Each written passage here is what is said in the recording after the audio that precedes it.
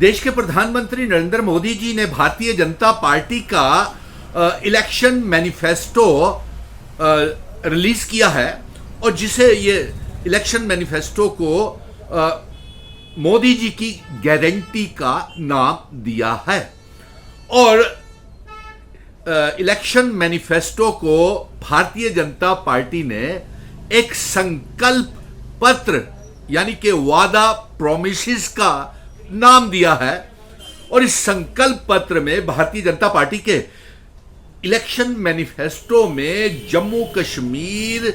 और लद्दाख यानी कि जम्मू कश्मीर को रियासत के दर्जे की वापसी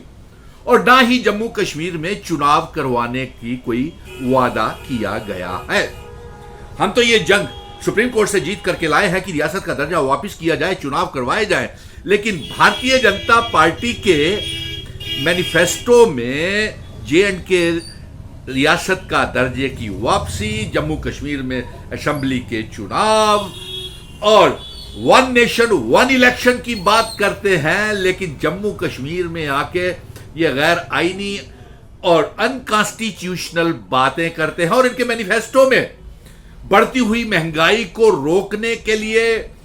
बढ़ती हुई बेरोजगारी को रोकने के लिए जो वादे इन्होंने 2014 और 19 में किए थे कि 15-15 लाख रुपए आपके अकाउंट्स में गरीबों के आएंगे, 2 करोड़ नौकरियां हर साल नौजवानों को दी जाएंगी, बढ़ती हुई महंगाई को रोकने के लिए, बेरोजगारी को रोकने के लिए, किसानों के लिए, नौजवानों के लिए कुछ भी नहीं कहा है इनके इलेक्शन मैनिफेस्टो में। और यहां तक कि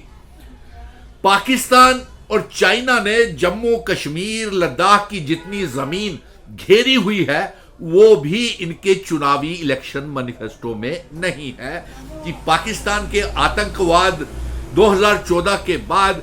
4000 से भी ज्यादा हमारे सुरक्षा बल मासूम लोग टारगेटेड किलिंग्स में, मिलिटेंट्स के अटैक्स में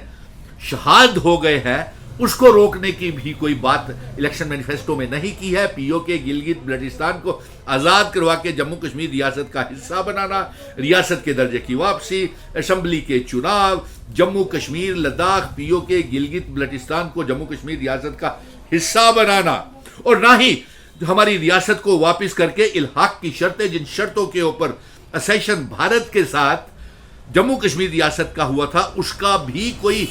जिक्र तक भारतीय जनता पार्टी के इलेक्शन मैनिफेस्टो में नहीं है। बेहद अफसोस हुआ और ये ऐसा महसूस हो रहा है कि इनके तमाम वादे जो हैं वो खोखले हैं। यूनिफॉर्म सिविल कोड की ये बात करते हैं और वन नेशन वन इलेक्शन की बात करते हैं, तो जम्मू कश्मीर में आकर के ये सब क्यों भूल जाते हैं। और यूनिफॉर्म सिविल कोड की जब बात करते हैं तो ये अभी लागू हो ही नहीं पाएगा। ये मजहबी राजनीति को रंग देने के लिए मोदी जी की गारंटी और 2024 का इलेक्शन मैनिफेस्टो है और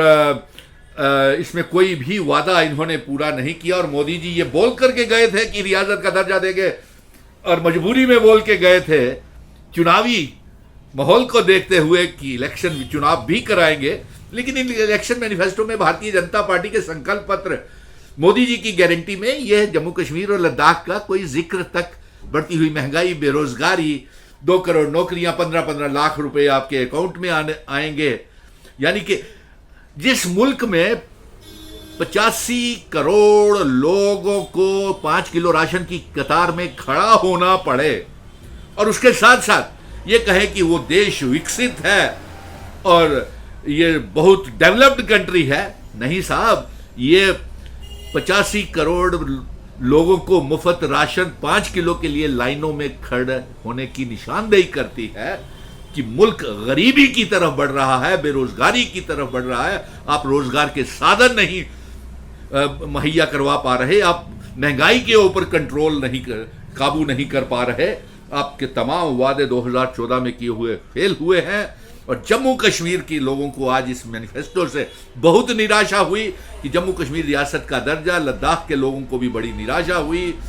और साथ में अफसोस इस बात का है, भले ही हमारा एक गठबंधन है अलायंस पार्टनर्स का, उनमें हमने एक समर्थन किया है, लेकिन ना तो बीजेपी के चुनावी घोषणा पत्र में रियासत के दर्जे की असेंबली के चुनाव करवाने का कोई ऐलान है, और ना ही हमारे सहयोगी दल इंडिया गठबंधन में एब्रोगेशन ऑफ आर्टिकल को वापस लाने के लिए यानी कि 370 की वापसी का भी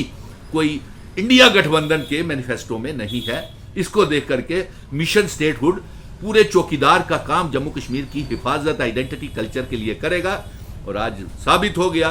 कि बीजेपी की कथनी और करनी में फर्क है, और जो मोदी की गारंटी है उसमें रियासत के दर्जे की वापसी और असेंबली के चुनाव करवाने की कोई घोषणा नहीं की गई है।